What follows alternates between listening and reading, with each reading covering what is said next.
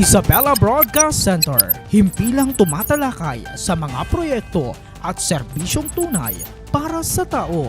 Hatid ang mga programang nag-uugnay sa bawat Isabelenyo saan mang panig ng mundo.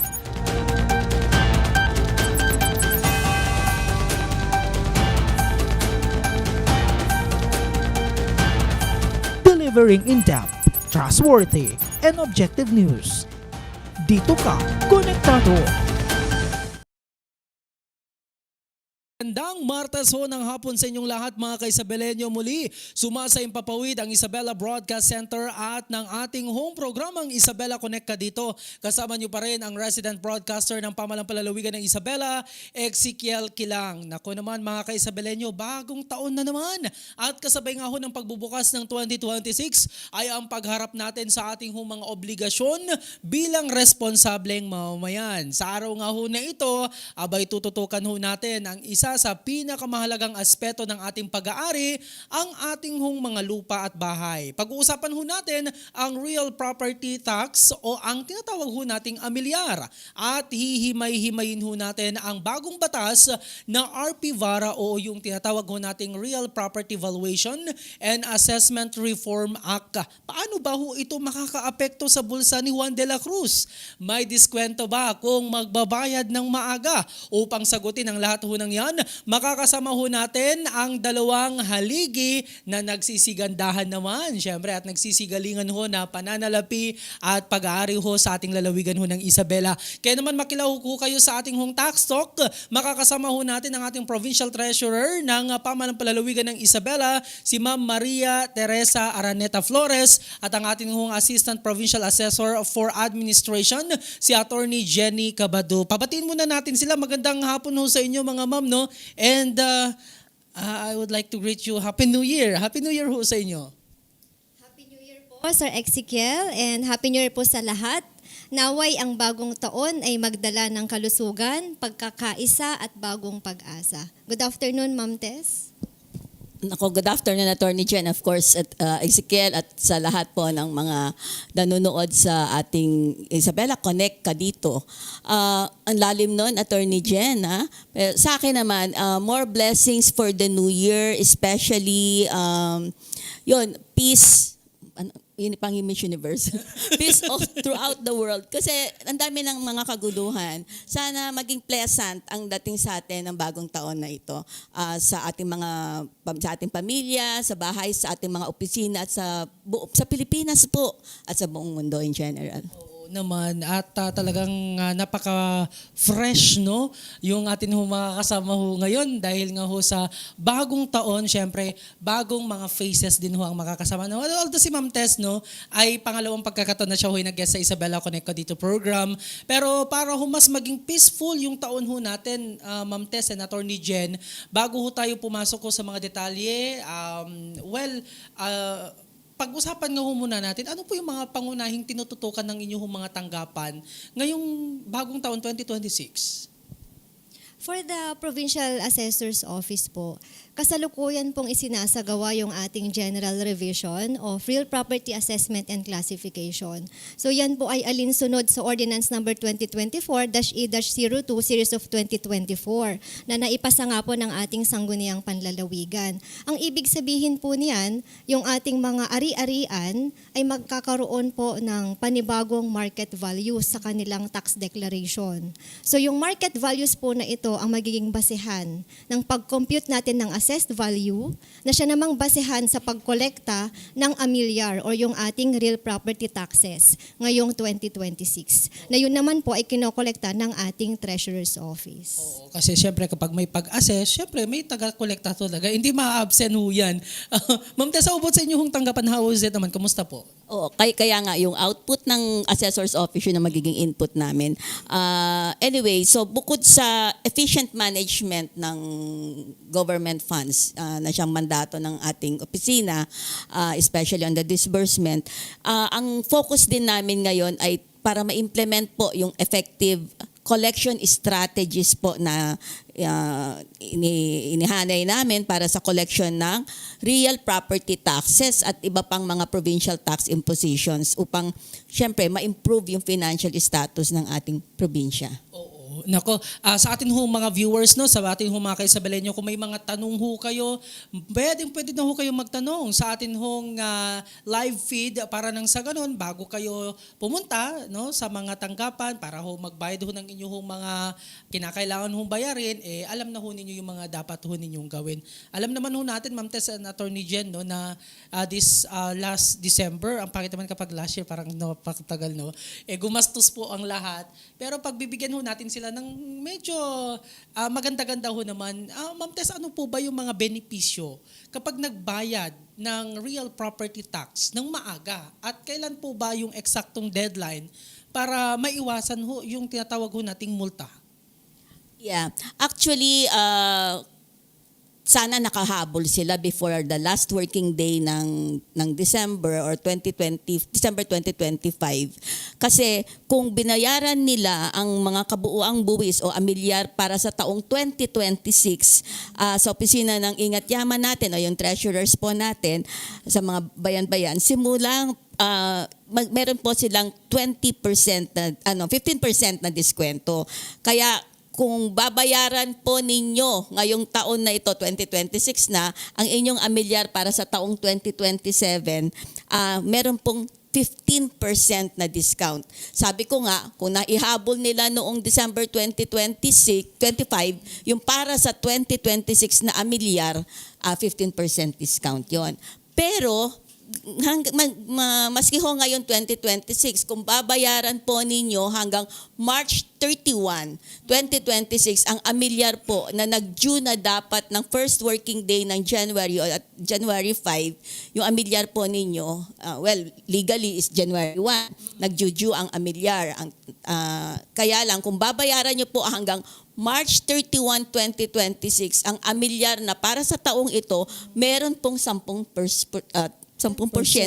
diskwento, 10% na discount. Oh, siya lang din naman na magbabayad ka, grab mo na yung opportunity na ito, makakalas 10% ka pa. Ang tanong ho ngayon, ma'am, para ma-manage ho ng maigi ni Juan de la Cruz, yung natitira pa niyang pera, I know, meron pang nakatago ho yan. Paano naman yung mga medyo nakalimot or di kayo nahuli? Gaano po ba akalaki naman yung penalties na ipapataw ho? At may mga payment plans ba tayo para sa mga medyo mabigat? Yung bang malakihan yung kanyang babayaran ho, ma'am? Well, kung malakihan ang babayaran nila, pwede po silang mag-avail ng installment basis. Installment. Yeah, meron po tayo. Maaari pong bayaran ang buwis ng 4 na beses na walang maipapatong na multa. Kung magbabayad po sa mga sumusunod na petsa, yung first quarter po ay dapat bayad siya ng January to March 31, 2026 o huling araw, huling working day ng March 2026. Yung second quarter ho, dapat April to June 30, 2026. Third quarter is, yun nga, July to September 30, 2026. At yung fourth quarter po, October up to the last working day of December 2026. Pero dapat po, ipaalam po nyo dun sa treasurer nyo na, o sa mga staff po nila na in charge sa collection ng RPT or amilyar, na installment po yung i-avail nyo para po maidilista nila at mai-compute nila, kung kailangan i-divide by 4, yung inyong malaking buwis, gagawin po nila, wala hong penalty yun. Pero yun na nga, kung minsanan, sabi ko nga, kung pwede nilang i-avail hanggang March 31, 2026, yun po yung may discount. But kung hindi po sila nakabayad, they didn't avail of the installment basis at na-miss nila hanggang March 31, 2026, yung para sa amilyar ngayong taon na to, meron na hong penalty na 2% sa halaga ng delinquent na buwis sa bawat buwan ng delinkwensya. So, 2% per month hanggang sa ganap na mabayaran po yung delinquent na tax na o buwis na yon. Ngunit sa anumang kaso, in any case, hindi po lalampas ng kabuuang interest na 36 na buwan o 72% yung interest po. Aside from the penalties po para sa non-payment ng real property property tax within the prescribed period, yun yung binanggit kong mga periods kanina, magpapadala po kami ng notice of delinquency as your official demand letter. At ipag hindi po nasunod yun, the government is empowered to either auction your property. Base po ito sa Section 258 ng Local Government Code or RA 7160, or file civil case against you yung for collection, Section 260 naman po of the RA 7160. Pero huwag tayong umabot doon. Alamin natin yung ating obligasyon, magbayad po tayo. Saka para ho doon sa mga may delinquency, magmula July 4, 2024, I think, July 5, 2024, may maganda kaming balita. Yun ho yung ating main topic ngayon, yung batas na binanggit po kanina ni Attorney Jen, yung RP Vara. Kasi po may tax amnesty. Oo, pag-uusapan ho natin yan. I'm about to ask ho sana Yeah. yung sukdulan ng hindi ho pagbabayad. At least nabanggit ho. Tignan ho ninyo, baka may sa ilalim ho sa auction yung mga properties ho ninyo. Sayang din ho naman. Anyway, balikan ho natin yan, Ma'am Tess, no? And thank you for that. Dumako naman ho tayo, Attorney Jen. Kasi ito yung madalas, frequent, kumbaga, no, na nakikita ho natin sa community. Yung parang tuloy-tuloy yung pagbabayad, pero nagkakamali, hindi pala yun yung record na dapat para sa akin. So kung yung isang taxpayer ay nakitang may mali, no, sa record ng kanyang ari-arian, ano po yung mga tamang proseso para may adjust ho ito? Saan ho sila dapat pumunta? Kasi usually, ito din ho yung isa sa punot dulo ng away sa komunidad ho nila. Thank you, Sir Ezekiel. Simulan natin sa assessment. Halimbawa, may question po sila sa assessment. So, ang amin pong opisina sa Assessor's Office ay nag-i-issue po ng Notice of Assessment every time na may bago or revised assessment. Nakasaad po sa ating Local Government Code yung remedies ng ating taxpayer in case gusto niyang questionin yung assessment na ginawa. Okay? So upon receipt of the notice of assessment, si taxpayer or any person having legal interest doon sa property, meron po siyang 60 days para mag-file ng appeal sa ating Local Board of Assessment Appeals. Ngayon, kung gusto lang naman niyang ipabago yung record, halimbawa po may correction sa lot area, dun sa lot number or yung mga detalye po, yung mga pangalan, pwede po siyang pumunta sa office ng provincial assessor or municipal assessor at dalhin po niya yung kanyang dokumento na nagpapatunay na yun po talaga yung tamang detalye ng kanyang ari-arian. But kailangan po nating tandaan na pag may mga conflicting claims or boundary dispute, halimbawa po, kailangan na po yan dumaan sa legal na proseso. Ang maaari lang po naming i-correct ay yung talagang substantiated. May mga documents po talaga na nagpapatunay at halimbawa po yung lot number nga at lot area na kaya pong i-validate on field. Okay? And the next thing po is kapag nagbago po yung actual use ng real property, halimbawa po dati siyang ginagamit na agricultural. Ngayon, pinapakinabangan na po siya as commercial or residential or industrial. Iba na po ang market value niyan. Kailangan po natin yan ayusin sa ating tax declaration. Magbabago ang market value ng ating real property. And yung assessment level po, magbabago rin po. Ngunit, tandaan po natin sa ating mga real property owners, ang reclassification po na ginagawa ng aming opisina ay for taxation purposes only. Ibig sabihin, ang basihan po namin dyan ay actual use. Okay? And kapag agricultural land po ang involved, kailangan pa rin po nating dumaan sa proseso po ng conversion. That is under the jurisdiction of the Department of Agrarian Reform. At dadaan po yan sa isang ordinansa na ipinapasa naman po ng ating sanggunian. Sa mga bayan-bayan at syempre lungsod. Pero may mga tanong na actually ho dito. Mamaya pag-usapan ho natin, no. Itong may kaugnayan ho sa saan na yun napunta yung pagkakaiba ho nung inheritance na amilyar at inheritance tax at amilyar tax. And usually may tanong din ho Attorney Jen pagdating ho sa nabili ho niya pero matagal na hindi ho nagbayad, no, ng kanyang tax. Ngayon na more problema yung bumili. Ang tanong, siya daw ho ba yung magbabayad? Pero yan ay sasagutin ho natin maya-maya. Para ho sa, sa inyong dalawa, Attorney Jen at Ma'am Tesh, ano po yung mga strategies ho naman ng Provincial Government of Isabela ng inyong mga tanggapan upang mas marami pa hong magbayad at mabawasan ho yung mga tinatawag ho nating delinquent accounts? Okay. Talagang hindi po naman nagkulang ang tayo sa Provincial Treasurer's Office, pati ho yung mga nasa munisipyo sa pag-i-inform at pagpapaalala sa ating mga taxpayers ng kanilang obligasyon, lalo na sa amilyar. As early as December last year po, provide na po kami ng mga tarpaulin sa ating mga municipal treasurers ng Isabela para ho maipost sa mga strategic places along the national highway hanggang sa at mga conspicuous places at hanggang sa mga barangays para sa campaign ng payment of tax and information drive. Sa yung schedule nga po natin, actually may baon akong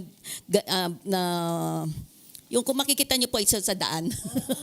Yan yung Di ba may mga tarpaulin po Yes kaming po. mga ganito na makikita, isang Tagalog saka isang English. So in English form. So isa ho ito, pati ho yung Tagalog, mahalagang pabatid. Para ho mapaalala po sa mga taxpayers natin yung kanilang pagbabayad, yung kung may 10% discount, yung binanggit ko po kanina, at pati na rin yung tax amnesty na mag-e-end na po sa July 5, 2026, ngayong taon na ito. Nagsimula po ito 2 years ago. So, ganoon. That is very familiar, ma'am, kasi sa mga Nakikita radio mo? stations din, no? Pinapabatid Ayan, ninyo oo. yan. Nagpapadala po kami sa mga radio and cable. Siguro ikaw ba, Yes po. Ezekiel, no, ikaw ay nasa Bombo pa. Nagpapadala po kami sa mga radio and cable stations po ng mga pabatid, mga paalala. At gano'n na rin po yung publication nitong mga tax campaign natin sa mga local newspapers. Nagpadala ho kami ng mga notices sa buong Pilipinas po para sa ating mga treasurers, sa BLGF, sa DOF. Ganon din po sa mga LGUs. At hindi ho namin nakakalimutan na makipag-coordinate sa ating DepEd, lalo na sa provincial at local school boards sa mga munisipyo. Tungkol nga ako sa pagbabayad, humingi ng kanilang support sa assistance para ho yung sa tax information and education campaign natin sa payment ng real property tax. Dahil di nga ho ba, malaking bahagi po yung napupunta sa mga local school board para sa mga related expenses ng SEF. Ang mga local treasurers po natin, hindi matatawaran ang kanilang hirap at sipag sa pangangampanya sa pagbabayad hanggang sa mga barangay. In fact, yun nga, maalala ko si Treasurer Tess Gayo natin ng Rojas. Ang dami niyang bash. Kasi talagang wala siyang sinasanto, kahit undas, kahit ano, talagang lumalabas po yan. Magaganda din po yung mga tax campaigns ng ating mga municipal treasurers. Nakakatuwa yung kalalabas lang po na tax campaign, a shout out kay Municipal Treasurer Nixon Reyes ng Benito Sullivan. I saw your tax campaign as easy as ABC, as easy as 1, 2, 3 kasi yung ABC niya is on amilyar, B is for business tax, C is for the cedula. Tapos ang mga deadlines, ang business tax is January 20 or Enero, ang cedula ganun February, and then March naman ay ang amilyar. Kaya nga, kung yun po ay titimo sa isip ng ating mga taxpayers, napakadali nga po ang mga obligasyon natin na yan. So yung mga ganyang strategy po, nakipag-ugnayan na rin po ako kay yung ating LNB National President ngayon, na BMD natin, Board Member Jessica D. Dahil para ho makahingi ng tulong sa ating mga kapitan, barangay kapitan. Kasi nga ho sila po yung talagang mas nakakakilala at nakakaalam ng kanilang mga constituents. Malaking tulong po ito sa pagsaserve ng tax bills ng ating mga local treasurers sa mga barangay at ganun din sa pangongolekta. So ginagawa namin po lahat ng paraan para yun maiwasan yung delinquencies. At yung syempre yung kampanya on the tax amnesty, i-avail na po nila yon ngayon hanggang July 4, 2026 kasi nga ho kumbaga mag-clean slate, malilinis yung kanilang mga tax records. May dagdag ko ba kay Attorney Jen? Yes po. Actually, ang assessor's office tsaka treasurer's office partners po talaga yan. Opo. So, yung ating mga assessor po, sumasama din sila kapag kami mga tax information and education campaign down to the lowest level, so sa ating mga barangays. So, ine-explain po namin na saan ba kasi napupunta yung kanilang real property tax na binabayaran. Kailangan alam din po kasi ng ating mga real property owners yon and yung percentage. So, yung real property tax po will be divided into 3. Yung 35% po niyan is napupunta sa province, yung 40% po niyan ay napupunta sa municipality, and yung 25% napupunta sa barangay. Kaya po doon nagkakaroon ng programa, pangkalusugan, seguridad, down to the lowest na pati nga po sa ating mga barangay. Which is na-appreciate naman po nila. Mas ma-appreciate ho nila mamaya, lalong-lalo na i-explain ho ni Ma'am Tess later, no? Kung saan ba napupunta itong mga kinokolekta ho natin. Pero ito, marami ho yung nakaabang ho dito. Balik ko tayo sa usapin ho ng tulong. Marami ho yung nagtatanong kung may tax amnesty ba o relief measures ngayong taon para sa mga may matagal ng utang ho sa buwis. Siguro. Ma'am Tess. Okay, mauna ako. Although, yung RP VARA po kasi, or the Real Property Valuation and Assessment Reform Act, or RA 12001, isa ho sa provision noon ay yung ngang tax amnesty. Nationwide po ito. So, meron din tayo enabling ordinance sa lokal para dito. So, yung program po na yon is, i-waive niya ho ang penalties, surcharges, and interest ng lahat ng unpaid na amilyar or real property taxes and special levies that accrued prior to the loss effectivity noong July 5, 2024. So ibig sabihin po, kung yung mga utang po ninyo o delinquencies po ninyo ay prior to July 5, 2024, burado po ang interest, surcharges, and penalties. Ang babayaran niyo po, hindi ho nabura, yung basic tax or Basic tax. yung 1% basic tax and the 1% SEF, yun hong tax mismo, yun ho ang hindi naman nabura. So, napakagaan. Kasi yung mga iba, for how many years na hindi nagbabayad, meron nga pong isang taxpayer natin, actually, 6 million ang kanyang basic na RPT. Pero yung interest, surcharges, and penalties niya umabot na ng 34 million. So ganon. Ibig sabihin, the 34 million, kung magbabayad po siya hanggang July 4, 2026, burado po yun. Yung 6 million lang babayaran niya. Kaya nga ina-encourage namin ang lahat, lalo na po yung may delinquencies na magbayad na. So yun. Yun, ang kailangan lang po, pumunta ho sa mga local treasurer's office po natin, i-check nila yung kanilang tax records para malaman nga ho and apply for the amnesty. Agad-agad po, pag nagbayad po sila, burado po yun because nga because of the implementation of the RP VARA. Let's talk more about ito pong RP VARA ho nito. Attorney Jen, no? Marami ho yung mga naririnig ho natin, ng mga acronym ho na ito. Pero alam ko naman, hindi ho lahat, no, alam yung kahulugan. So sa simpleng salita, ano po itong Real Property Valuation and Assessment Reform Act?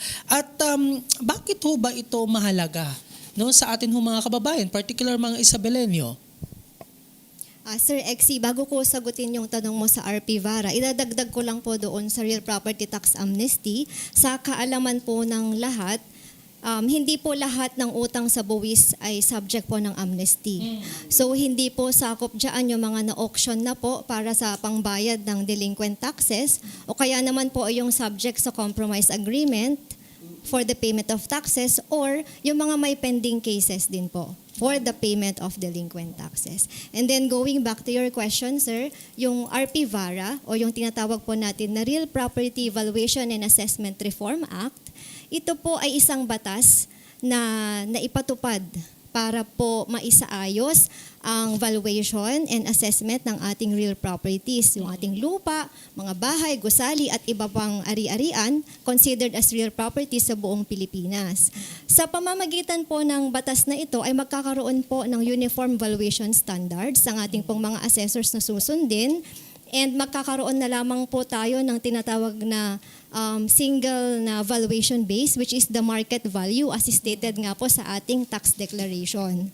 And sa pamamagitan din po ng batas na ito, magkakaroon po ng electronic database ng atin pong mga real property transactions, and yung atin pong nilulook forward, yung introduction po ng innovative digital technology sa ating real property tax administration.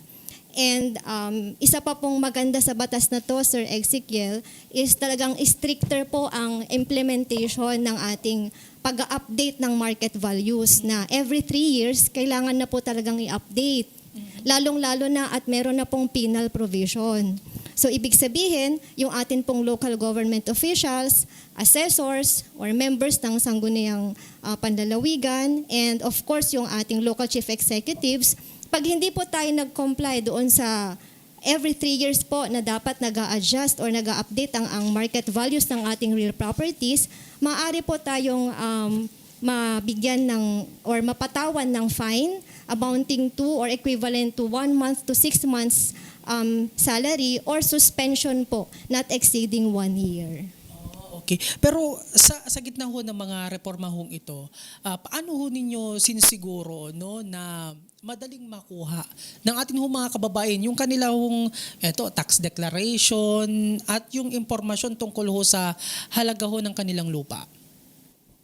We also do information dissemination po sa ating social media account, and sinishare po namin yan. Meron pong kaming Facebook page, yung Provincial Assessor's Office, and also we coordinate with the Isabela PIO.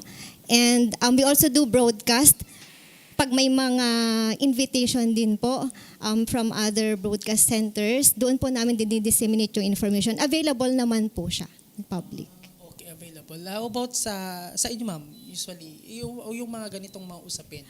Nakakatuwa nga, Ezekiel, na salamat sa Isabela PIO through Attorney Liz Binag. Napaka-timely po ng mga ganitong imbitasyon para ho tawag dito, yun, may explain namin mabuti. Dahil totoo nga na napakalawak ho ng RP Vara. Tama yung sinabi ni Ma'am Jen, Attorney Jen kanina, na yun, except may mga exceptions yung ating tax amnesty.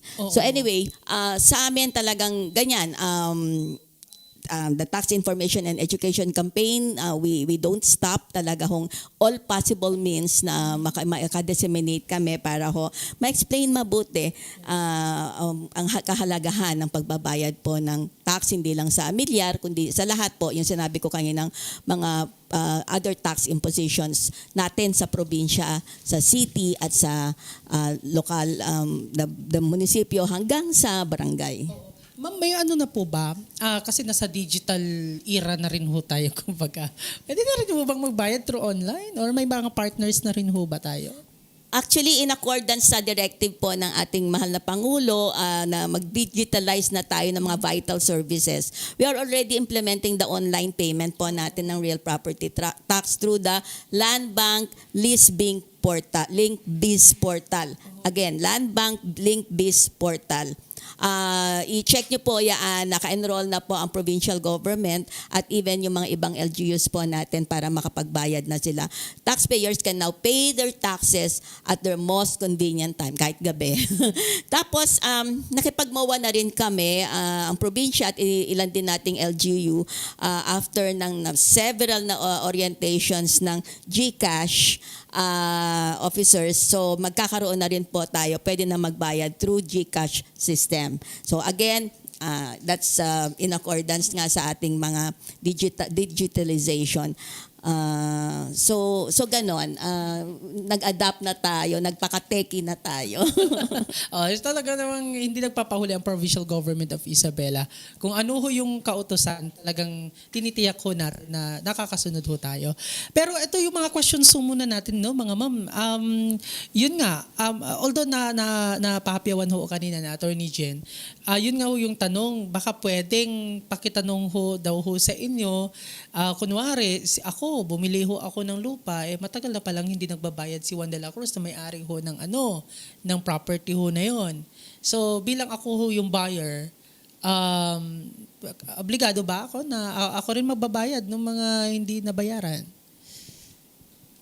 Before the time of transfer, dahil nga po ang owner pa ay halimbawa si Juan de la Cruz, si Juan de la Cruz po ang liable doon sa payment ng real property taxes. However, doon naman sa part ni buyer, para hindi na rin po sumakit ang ulo niya, pwede naman din po niyang i-consider na siya na rin po ang mag-shoulder ng payment of taxes. Dapat tignan, clear, dapat yung ano. Yes, it is provided doon sa Opo. deed of absolute sale nila kung magiging liable ba si previous owner or si buyer. Pwede naman po yun pag-usapan, sir. Okay. Just to answer lang, sige ma'am. May dagdag ako doon. Kasi nga, ito ho yung mga dapat nyong gawin kapag bumili ho kayo ng mga real property tax, bahay o lupa, o yung mga ari-ariang dinatitinag, o yung mga real properties po natin. Para ho wala hong penalty pagdating po sa property transfer tax. Kasi related po yan eh. So magtungo po kayo sa tanggapan ng tagatasa ng inyong bayan. Ano ba, how do you pronounce it, attorney? Tagatasa. Oo. Tasa ng pencil. Para sa lapis. Yun ang Tagalog po ng Assessor's Office. Tanggapan ng tagatasa ng inyong bayan sa loob po ng 60 araw within 60 days magmula sa araw ng inyong pagkabili. For example, binili mo ngayon, ang date ng inyong deed of sale ay January 6, 2026. Dapat within 60 days, pumunta na po kayo kay Municipal Assessor para ho ilahad yung tamang halaga ng inyong ari-arian o tinatawag po nila sa assessor na sworn statement of property. Kasi po, itong, actually every 3 years yan, attorney, no? Kailangan mag-present sila sa assessor's office ng kanilang, kung sakali magbabago. Anyway, they have their tax mapping activities. Anyway, para ho yun naman sa property transfer tax. That's in answer to your question din, para ho sa pagbabayad ng related taxes on properties ho na binili. Although yun, yung sinabi ninyo, yung tanong mo kanina, depende ho yan sa agreement. Kasi usually, may mga bumibili po na kailangan may tax clearance na, di ba pa? Bayad na yung real property niya. So, meron naman iba, anong tawag dito, isi-shoulder niya. So, yan, depende sa agreement. Pero mas maganda, malinis ang record mo pagdating sa taxes. Oo, when it comes sa mga taxes, talagang kinakailangan malinis so yan. Lalong-lalo na bago tayo mag-celebrate na naman ng mga Burr months this year. No, Sir Arnel, pa-check yung message natin para makapaglinis din tayo. Pero yung inheritance tax and familiar tax, may mga pagkakaiba ho ba, Attorney Jen? Yes, inheritance tax, ito po yung mga taxes na ini-impose dun sa estate. Inheritance or estate tax. Ibig sabihin, pag namatay na po yung may-ari ng property, automatically it will be passed doon sa heirs niya. Ngayon, bago po mailipat yung title doon sa property, kailangan pong bayaran yung estate tax or yung inheritance tax. Yun naman pong real property tax o yung tinatawag nga po natin na amilyar, yun po yung binabayaran natin every year na ini-impose po sa ating mga real properties. This is based on yung ownership or yung beneficial use natin doon sa real property. So every year yan binabayaran. Yung inheritance tax naman po is one time lang. Ibig sabihin at the time of death po nung registered owner po nung property bago ma-transfer po sa heirs.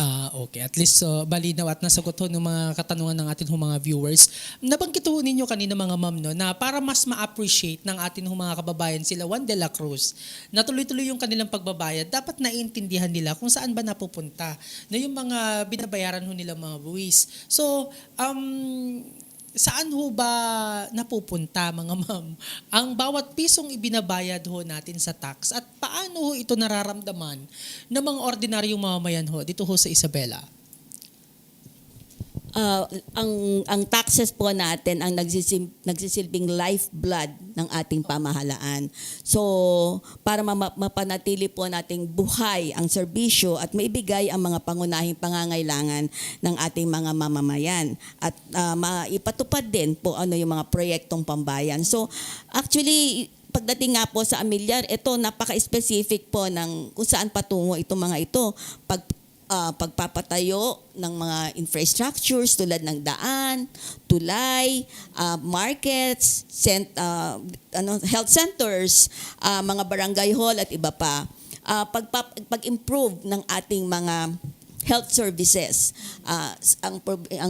Ang provincial government ng Isabela, meron po tayong at least seven government hospitals na ino-operate.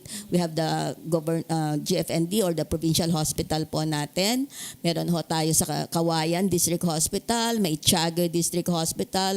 We have the Manuel A. Rojas District Hospital sa Rojas. Meron tayo yung Milagros Albano District Hospital sa Cabagan. Meron tayong San Mariano Community Hospital sa San Mariano, yung Palanan Station Hospital sa Palanan, lahat po yan ang nag-ooperate po dyan ang provincial government of Isabela. So, at iba pang mga health services po natin para sa ikabubuti ng ating kalusugan ng ating mga mamamayan. Ganun din sa environment concerns natin. Education, dun ho na yung pong 1% na kung titignan niyo ho yung resibo ninyo ng Amilyar, 1% basic and 1% SEF. Yun pong SEF po na yun, dun ho, puro lahat yun pang edukasyon. 50% po doon goes to the province, 50% po doon goes to the munisipyo. So, lahat po yon ang nagmamanage dyan, ang local school board. So, lahat po yun ay para sa edukasyon. So, lahat ng mga serbisyo para sa mga constituents ng ating mga local government units, doon po patungo yung taxes. As I said, it's the lifeblood of the government. Attorney, if you could add. Imagine natin na walang magbabayad. Di ko na lang alam kung... Oo. Hindi. So doon napupunta, at least no, naintindihan nila. May dadagdag po ba kay Attorney Jen? Mukhang nabanggit na po lahat ni Ma'am Tess. Opo, na for security, education, health. So yung mga nararamdaman po natin na benepisyo, nanggagaling din po yan sa tax na binabayaran po natin. In fact, maidagdag ko lang Ma'am Tess, yung award natin during the BLGF conference na nag-top 1 po ang province of Isabela sa collection of ating real property taxes amounting to road to almost... Actually, for 2024 ba, nung na-award ang Department of Finance through the Bureau of Local Government Finance. Naka 1.9 billion mahigit na tayo collection po ng ating probinsya at yung ating mga local treasurers. So in terms of absolute amount, ang province of Isabela po ang top 1 local revenue or I'm referring to the local revenues lang po, no? Local income from local sources, ang top 1 among all the provinces of Region 2. Patunay lang ho yan, ma'am, no, na yung mga efforts talaga ho ninyo, sa mga tanggapan ho ninyo, yung mga campaign ho ninyo, ay nakakarating ho sa komunidad. At the same time, patunay ho yan, yung pakikipagtulungan din ho ng mga residente, din ho sa inyo, yung mga taxpayers ho natin particular. Ito, bago ho yung golden advice ho ninyo, mahalagang advice ho ninyo, ma'am, no, mensahe, may tanong ho dito, may amnesty rin pa, pati kung ito ay minana yung property. Siguro i-clarify natin to, Sir Ezekiel. Baka po ang binabanggit ni Ma'am ay tungkol po sa estate tax. Dahil Oh, meron estate din po tax. tayong pinatupad na estate tax amnesty noong nakaraan. Ngunit ito po ay nag-end na last year.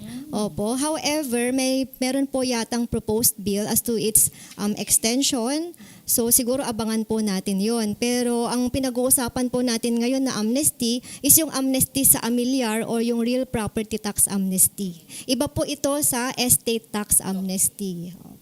Yung estate tax po na yun, if I may add, Attorney Jen and Ezekiel, ito ay binabayaran sa BIR, sa Bureau of Internal Revenue. Pero naggumawa ho tayo ng parang in partnership with the BIR. Nung nagbigay po sila ng amnesty, nagbigay tayo ng amnesty on the property transfer tax naman. Kaya na magkaakibat siya. Sinabayan natin yung amnesty ng BIR on estate tax. So, pero yun na nga, nag-end na kasi let's wait for the extension. And we assure you, hihingi po tayo ng tulong sa ating mahal na governor at ang sangguniang panlalawigan na kapag may ganon din, sasabayan din po ulit kung ano man ho yung related taxes natin sa probinsya. Oo. And I guess sila Attorney Jen at Ma'am Tess, mukhang hindi naman ho sila stress sa kanilang trabaho. Ibig sabihin, naintindihan din ho ng mga taxpayers ho natin yung kanila ho mga obligasyon. Anyway, maraming salamat mga ma'am sa inyong time para kayo ho'y maimbitahan sa Isabela Broadcast Center. Panghuli na lang siguro, ano po yung inyong mahalagang nais hong iwan sa atin hong mga kababayan, lalong-lalo na sa atin hong mga taxpayers na hindi pa ho nakakapagbayad ng kanilang mga obligasyon. Attorney Jen. First po, I would like to thank the Isabela PIO. Of course, through Attorney Liz, thank you ma'am for having us here. And nakapag-share po kami ng information sa atin pong mga real property owners.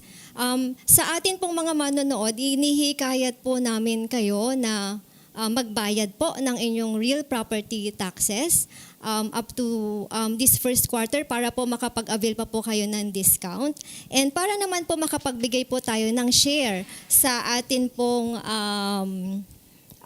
lipunan para po gumanda at magkaroon pa po ng mas maraming programa at proyekto para po sa ating komunidad. Okay? And sa naman po, sa assessment, kapag may mga karagdagan or gusto po kayong linawin or impormasyon, pwede niyo pong bisitahin ang aming Facebook page sa Provincial Assessor's Office po ng Isabela or magtungo po kayo sa inyong Municipal Assessor's Offices, sa inyong mga bayan or sa Provincial Assessor's Office para po kung may gusto po kayong linawin sa inyo pong mga market value sa mga tax declaration ng real properties po ninyo. Thank you. Maraming salamat, Attorney Jen. Ma'am Tess? Thank you. Ganun nga po, kung kinakailangan po na mayroon kayong kailangan liwanagin, ganun din po open ang aming Provincial Treasurer's Office. Actually, ang email namin at ang phone number, contact number namin nasa website po natin ng provincial government. Actually po, mandato ng isang lokal na pamahalaan, kami nga po na mangolekta ng real property tax o lahat ng buwis para sa mga yung sa real property, yung ari-ari ang di natitinag at yung sa iba pang provincial tax impositions na parang binanggit ko po kanina.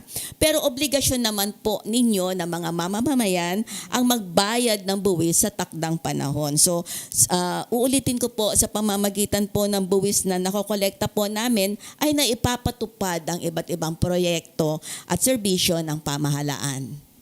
Okay, maraming salamat Ma'am Tess and Attorney Jen. Napakalinaw ho at napakarami ho nating natutunan ngayong hapon. Again, maraming salamat muli sa ating Provincial Treasurer Ma'am Maria Teresa Araneta Flores at Assistant Provincial Assessor for Administration Attorney Jenny Cabado sa pagbabahagi ho ng inyong oras at kaalaman. Mga ka-Isabelenyo ang pagbabayad ho ng tamang buwis ay hindi lamang obligasyon na nabanggit nga ho nila Ma'am ho kanina.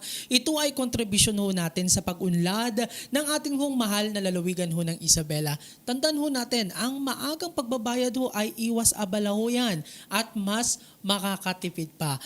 At syempre, sabi nga ho nila kanina may discount. Basta mahabol yung hanggang March 31, 2026. yaman lang din na magbabayad din lang ho kayo. Magbayad na kayo, may discount pa. Maraming salamat sa mga nanood ho sa mga oras ho na ito. Huwag din ho kalimutan na i-like at i-follow ang ating Facebook page, Isabela PIO, and subscribe to our YouTube channel to keep you updated sa mga mahalagang impormasyon at kaganapan dito ho sa ating lalawigan ng Isabela. Muli, ako ho ang inyong lingkod, ang resident broadcaster ng Pamalang Palalawigan ng Isabela, Ezekiel Kilang, na nagpapaalalang maging maalam, maging tapat, dahil sa tamang buwis, lahat tayo ho ay panalo. Sa ngalan ho ng ating mahal na Isabela Governor Rodito Albano at Vice Governor Kiko D at ang buong Pamalang Palalawigan ng Isabela, muli, maraming salamat ho sa inyong pagtutok. Manatiling connect ho sa pagunlad, manatiling connect sa bayan at manatiling connect sa isa't isa. Ito ho ang Isabela Connect ka dito. Maraming salamat, ma'am. Thank you po. Thank you.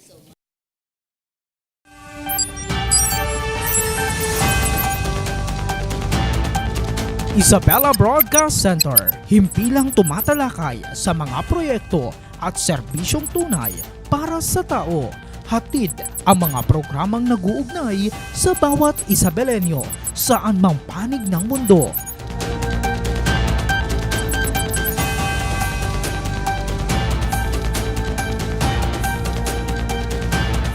Delivering in-depth, trustworthy, and objective news. Dito ka, konektado.